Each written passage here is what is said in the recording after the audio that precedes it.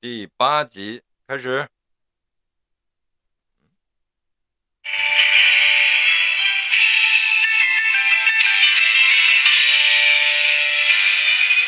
文龟小子，以后要经常看我的节目了，我的小台能把你盖特干掉。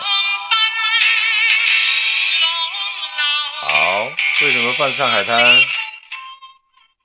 为什么放上海滩？大家回顾一下，这温龟有一天，好像是在2019年的12月，有点中央公园有点雪，因为那地方我跟他说过我去过，然后他还来了一段很深情的怀念一个战友，怎么啊，然后我就想起上海滩，我说咱们谁是丁力，谁是许文强啊，是吧？这个还有邮件会回顾啊，今天主要不谈这个，报告大家这个好消息啊。我这几天呢，就是也是蛮痛苦的，蛮郁闷，看到各个群里啊，他们这些诉讼啊没有进展啊，然后你说，不过没关系，我这边倒是有进展，今天要给大家通报的，然后让温棍儿知道谁是许攸，谁是曹操啊，就像那个谁是丁力，谁是许文强啊，谁是黄河边啊，我们今天告诉大家的好消息，大家可以，我的都是可以验证的啊。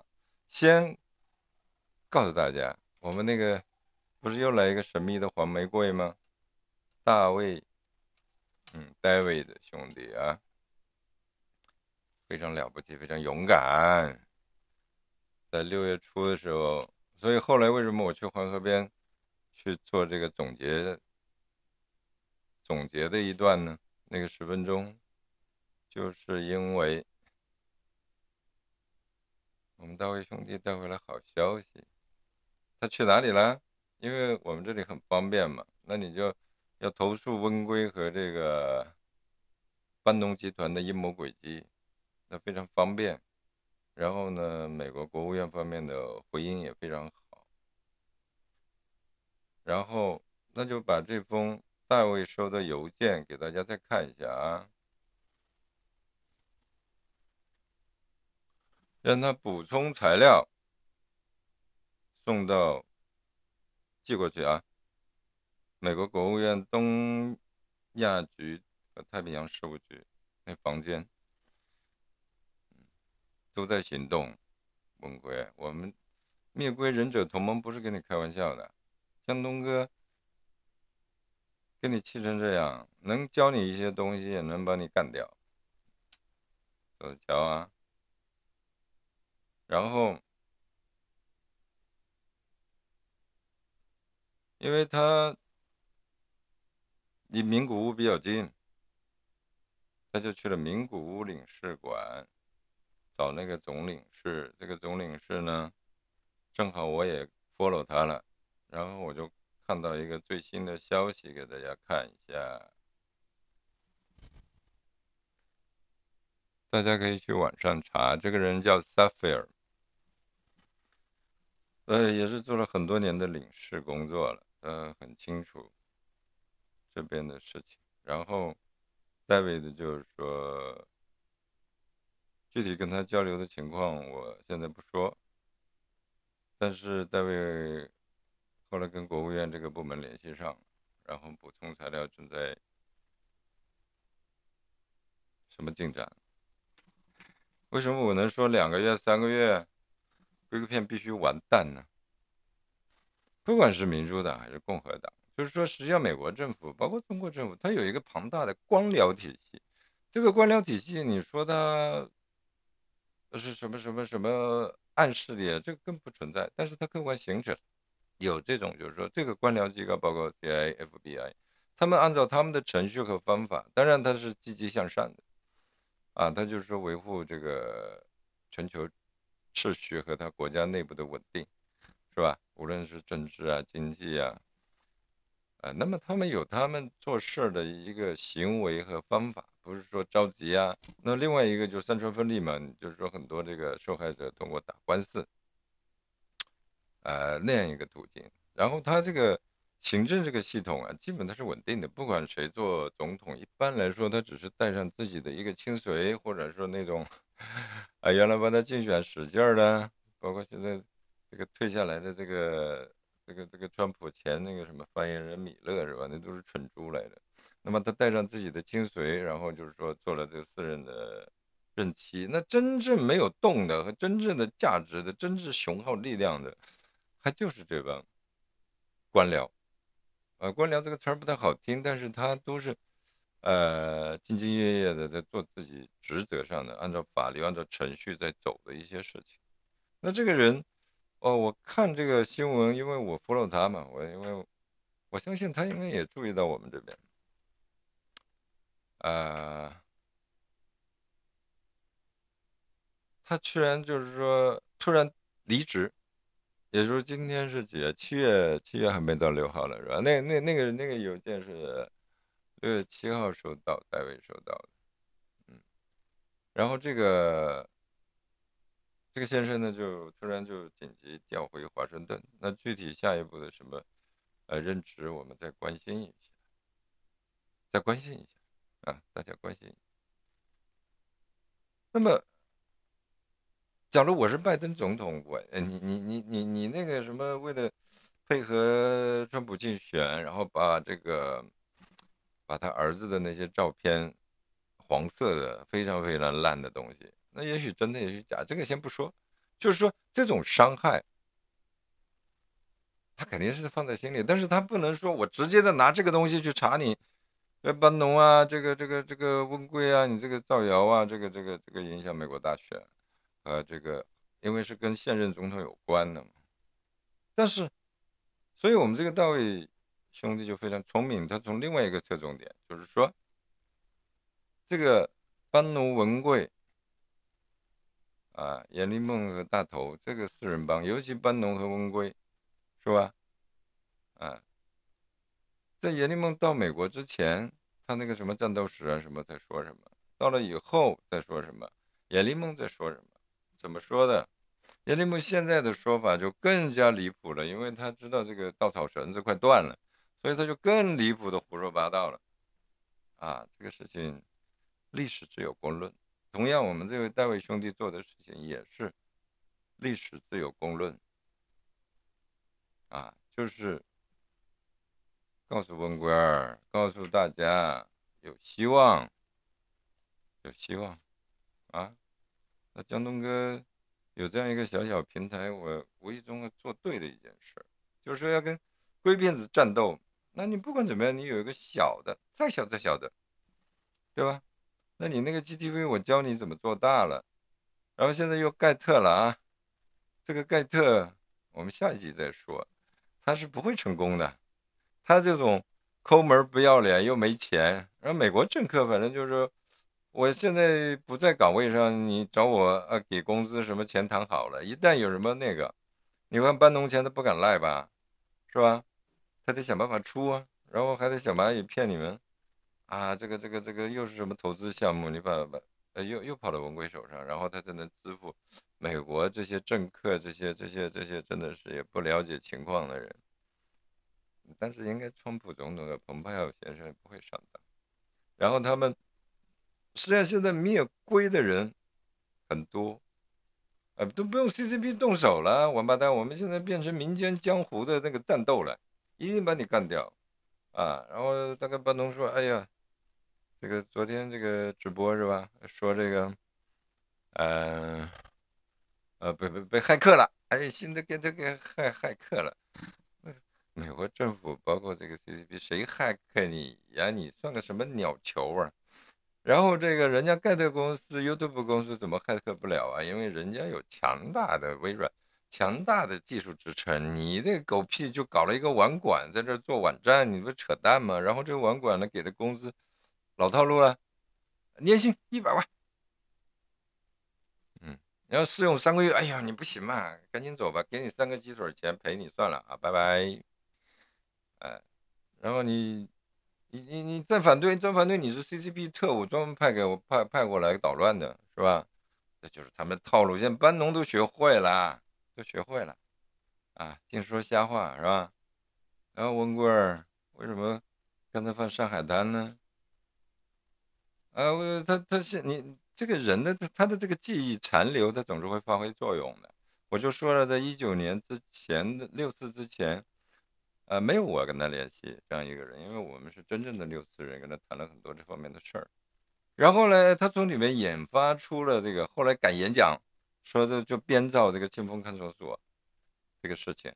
然后呢，搞过来我也信，因为那次他在船上好可怜，说这脚上有个铁链子的这个是吧？搞得他这个风湿病还是怎么回事？所以他老是穿那个女人的长丝袜是吧？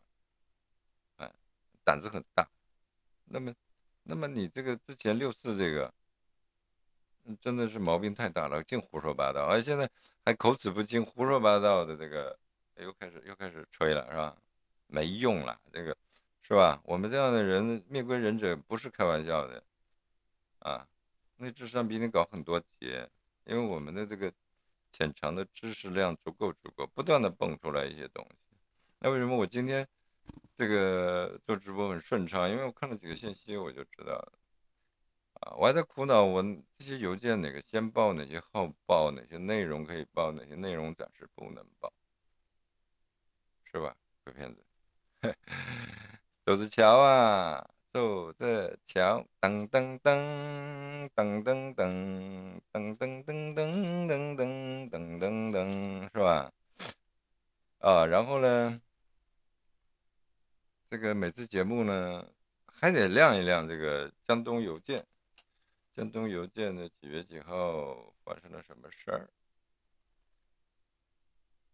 那么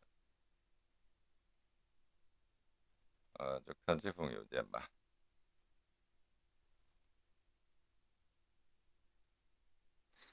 这封邮件是2019年12月27号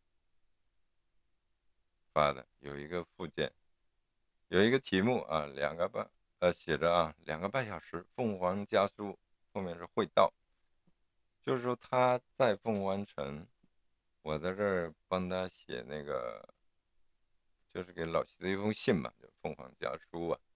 然后我让他等2个半小时，马上就发过来。你说我在这拼命的、勤勤恳恳、很辛苦的打字儿，蒙鬼王八蛋啊，中你的计了。但这没关系，现在都是化着武器了。这个，好像我的这个第2集呀、当然我们的兄弟也帮我做了一些推荐。然后这个好像涉及到这个最高领导啊，或者这个老习的这个阅读量也非常大。我准备把它传闻发布，是我自己在这儿发布，还是再做一次讲纲道书？也不用讲纲道书，我明摆的就我送给黄河边去发布，传闻发布。那实际上我今天找邮件呢，这个是凤凰家书，也就是那一封信啊，是不是你的效忠信我不知道，没用，人家根本不屌你。我当时的意思就是说你公开发。那呼吁呼吁是吧？这个我们老七继续改革开放就这个意思。那也是27号的邮件然后我让他等2个半小时嘛，是吧？就是27号发的。那实际上这2封邮件的这个上下顺序有点正好颠倒了。然后就是29号、28号正式作为附件有一个附件，这个附件就是一封家书。题目就是一封家书，然后就是我公布的那个给老齐那封信开头、中间和结尾。然后我下一步要公布，就说这个文规他有些话，有些那个，他明显知识长进啊。19年之前他说得出这种话吗？他开始到美国就说：“哎呦，我有很多秘密这个。”后来还提升了，是吧？提升了，开始讲6·4了。他说他是6·4的同情者或者是支持者。然后从此走上了革命道路。那这个为什么呢？是吧？我后面会公布一个很重要的，就是我今天要找的这个邮件时间，我还要再找一下。邮件的内容，今天第一次向大家告诉一下。很惭愧，我现在非常后悔，但是呢，有些字能改一下就好了。这个回头我会推特上公布一下啊。大江先生，作者是大江先生啊，题目叫《桂花布曲》。实际上我给他发的邮件叫葵花，那个邮件名我专门写的叫《葵花宝典》，《葵花宝典》到了啊，因为也花了很长时间写。然后呢，这个他不是我叫它桂花部嘛，就是文贵部分、民运部分，还有国内国际形势分析。那么这一部分就是桂花部曲啊，就我们写文章呢就起的这个名字，就是它不是有个桂嘛，然后破折号，爆料革命应该叫爆尿革命啊，爆尿革命的正当性，作者大卫先生。目录，首先有个目录，然后第一节简介与正确的中国历史，唐宋元明清啊，然后说到这个人民香港人的追求从来没有停止过，然后第二节就是说时代的转变与郭文贵的反抗成长历程。然后这个具体很有意思啊，因为相当于我在帮他编一个简单的简历，然后他就拿这个就开始吹了，因为我是从这个意义方面的去讲，就是说人的认知啊，因为我们那个年代的对社会进步啊，这个896的认识，哎，他这个吧，他就瞎编了，然后他就说，哎呀，他那时候就在监狱里受了，这些给关进来的同学的影响，然后这些人一个个给拉去枪毙了，你个王八蛋，你个王八蛋，你个王八蛋啊！所以我说要把它剥开两张皮，就政治上的皮一定要把它剥开，然后他才能死，才能捏死啊！一个就是趁六次，你妈了个逼的，你罪该万死，就说脏话啊！然后就是说趁病毒这个事情，怎么趁，怎么阴谋诡计的，是吧？没关系，我会给你一一揭露。哎，然后呢，现在就是说，我不说吗？这些邮件的一些资料，有时候就是说，他开始是给你骗去的糖，那现在正在成为你肚子里的那个毒汁开始发作了。哎，然后呢，我再说说这个，我今天想把这个节目做短一点，大家从我的话语里面得到很重要的信息，就很好，很好，很好。哎，然后就是这所谓的盖特是吧？我本来不想评论的，因为他会自生自灭，他跟他过去所做的事情，什么什么什么什么，从开始我跟他说，我说你借和平，然后这个VOG 事件反正轰动了一下，成为网红，然后要有自己的平台。然后呢，路德一直在油管做，你有 GTV 有了以后，路德不是一直不愿意搬过来吗？然后呢，我左说右说的，涉及到这个江虾头是吧？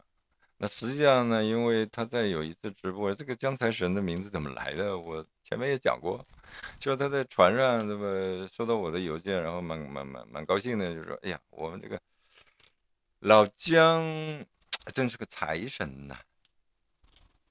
这话我听是我接受到了，然后那个江财神傻逼听到了，哎，从此江湖上就有了个江财神。那我就说你就财神吧，没关系，反正我这真实的江东先生在这儿呢，在这儿呢啊。然后就是这个，我说的这些随口出来的东西，你们都可以验证，很有意思，很有意思啊。所以我说将来有个全景图会非常有意思。这个乌龟王八蛋干了这么个事，他明摆着骗我们都中计，然后也配合的这个故事演绎的这很有意思。所以我说我当时我想，我将来我要写个东京爱情故事啊，那现在还可以写爱情故事，上海滩的故事啊，丁力和许文强的故事，你个烂仔啊，一定能把你干趴下。我曾经说，我说3回合，第3回合实际上就是暗示大家，我们的大卫兄弟行动了，不是那个英国的那个长得那么丑的那个像个猪头一样的那个什么打威廉他们在打他的那个啊，我这个以后再透露。神秘的黄玫瑰，又来一个神秘的黄玫瑰，大卫是谁？前面讲了他所做的事情是有效的。这是从政治层面，一定要从政治层面，因为他现在做盖特也是拉了一个政治的虎皮，然后这个班农嘛，反正是现在是像他的狗腿子了啊。那么一个高高大大的美国人，真的是你看那个脸，估计喝着威士忌是吧？然后转着熊胆在那胡说八道，但是他只能说这个黑客不黑客的事，哪有黑客，对吧？绝对不是有组织的，有组织机构都不让你上线，APP 能让你上吗？这种破东西，对吧？那人家完全从 APP 也是那个苹果商店也是从这个商业角度啊，看看你上吧。但上的内容呢，你想化妆成一个美国网站，还要做个推特啊，这倒是原来我鼓励你的，你做不了嘛？就你这种没智商、知识低，然后又抠门，非常抠门了。那什么广告业呀、包括你用人，我告诉你，这个里边可能除了这个 CEO 给你干2个月啊，你能及时付钱他还给你干，不及时付钱塞那了。然后呢，然后内容谁来提供呢？拉着那帮内部语音说出来，拉着那帮什么魔女啊什么，给他们压力啊，有指标啊，你们要上啊，要活跃啊，还要弹屏啊，你们自己活跃，自己唱这个网站，然后说这个网站又能包装上市了啊，这个套路是吧？又能包装上市，然后再去圈钱，圈谁的钱呢？想圈美国人的钱是不可能的，圈这种小蚂蚁，但是残存的小蚂蚁还继续上当的，也就这几千号人了。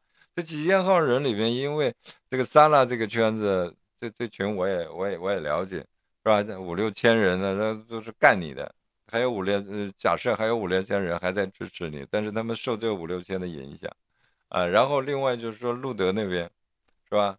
那是公开的反水了，你这边使劲打，他死活赖着，他还在 GTV 里，你不踢我还把里边放，但是他真正的收入、真正的方向，他还在 YouTube 啊。那么我们看这个局势，很快也会明朗了啊，很快明朗了，四分五裂，这个，然后就尤其这个文棍啊，我看你头上还能撑几个毛，到年底的时候，看看。哥哥跟你说，我急的有一阵子，我告诉你，我急的头发都白了，现在我恢复了。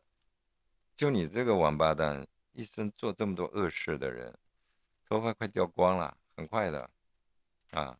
然后你这个面相也会变，别穿着西装领带的啊，这个什么，是吧？啊，那点钱都是骗来的，这个不算什么。我还是就像我跟很多朋友说，不要认为你手上有点钱，然后就说，哎呦，你的智商是天下第一的啊。还什么什么，谁给你写一个什么什么千年什么什么一智能破千年愚，是吧？还什么一灯能明什么什么，你就扯吧啊！现在不敢说这样的大话了，是吧？现在就是说，还能引进一点哥哥教你的啊，三国水浒的，我在很多文章里告诉过你的，因为我喜欢拿这些，因为我喜欢啊，我就像那个林冲。真的给你骗了以后，就会把你火并了，你个王八蛋。然后，一封家书，我准备给黄河边公布吧。原来还说给曾红呢，曾红这个王八蛋消失了，不管他了。反正只要能打龟，能把这个龟孙灭了，确实伤天害理，谋财害命啊！有多少人要拧死你啊？真的，我现在我做节目以来，又增加了更多的朋友啊。我告诉你，就是说这2、3个月以内见分晓，见不了分晓。还有你那个小马仔跟我吹牛说，这个黄河边曾经打赌，说这个怎么什么 GTV 弄不起来还是什么打赌，行的话他就直播什么什么吃屎啊什么的。哎呀，这个圈子里的这些事儿我不管，是吧？然后这个这个你这个小小扳手，他的意思就是问我，在我下面这个留言啊，这个2、3个月以内怎么样？我也可以打赌，2、3个月之内，如果说你不玩，那我这个节目就停了，都可以，这根本就不算什么啊。今天好消息很多，然后我做这个我也没做任何准备啊，就很轻松的。我下回知道，就说你正好就是说等你先出手，不教你吗？那子弹飞一会儿，这你教我的，然后呢就是就等你出手呢，那我就等你出手呢，我就看你跟班农怎么又折腾了一次，是吧？然后你又开始胡说746484了，是吧？这个乌龟王八蛋，然后我会把这个葵花宝典啊。这个相当于你的指导意见书是吧？很长很长，我慢慢的公布。那为什么你会有这种思想？然后呢，当然加上你这个小破脑筋的加工啊，64，首先你得编得好一点，这是你自己编的，王八蛋啊！说这个也蒙了我了，说脚上有这个脚链是在那个清风看守所啊，然后在你面前的一个个革命党人拉出去枪毙了，然后给你很大影响。是吧？那昨天呢，又开始胡吹这个事儿，然后你老娘说了，老娘说了要嘱咐我要继续革命啊，是吧？你个龟孙王八蛋，然后你准备了30年，这话但是我也信了，准备了30年，资金雄厚，准备了多少千亿啊，家族基金什么玩意儿什么玩意儿，那现在搞这个，但是我说你这个 GTV 可以做，就是说就基于这个，原来呢。你是每一件事都那么抠抠搜搜的不要脸装逼啊？什么香港这个什么啊，停一辆卡车给40万，妈了个逼的啊！多少香港人想弄死你，知道吧？然后那个什么台湾选举，哎呦，他要直播，我又给你写文章，然后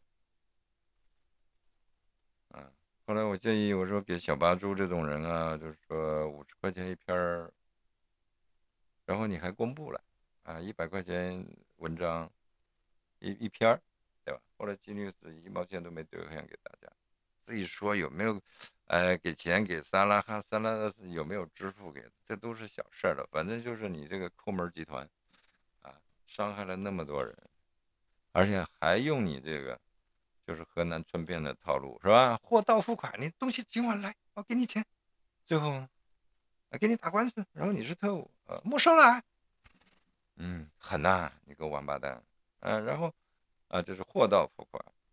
然后呢，款到发货，你先打钱，我把东西给你啊，你先把钱给我，我给你股票。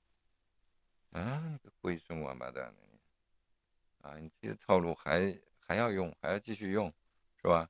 然后呢，最后给大家说，就这样一个乌龟王八蛋做的事情，不要担心，他完蛋了，他完蛋了，他有盖特的1/1000技术人员、资金。对吧？然后最主要的，人家管理人员他这个谋划，包括投，他是有他科学的一些方向的。你包括比尔盖茨啊，包括这个 YouTube，是吧？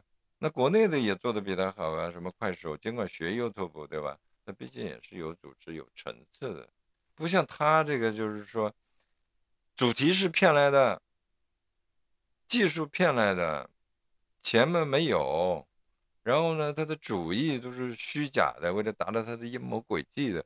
这样一个玩意儿能长久吗？不会的。另外一个，他很矛盾。一方面呢，就是说，他只能借着小蚂蚁这个基础群嘛，因为任何一个东西它有个基础群，是吧？就像我直播有你们这100多人，我很欣慰了，大哥大姐们，很欣慰了，对不对？他会传播的，嗯。然后呢，他就觉得，但问题是，你现在盖特这个剩下来的5、6千人都是经历前面的这2、3年的风风雨雨的，还有多少人相信？还有多少人会给你钱啊？然后你包括你上次那个什么什么什么1周年庆，哎呦，你们还有钱还是要捐一点的那个龟孙王八蛋，你真的是伤天害理啊！赶紧收摊儿，让你去约克岛去反省，然后让这些人心里有定下来，就是说看看美国政府怎么处理前面的这些钱的事情，在哪些账上，哪些你汇出去了，哪些你贪污了，啊，老实交代，收摊回家吧，你老娘在想你了，啊，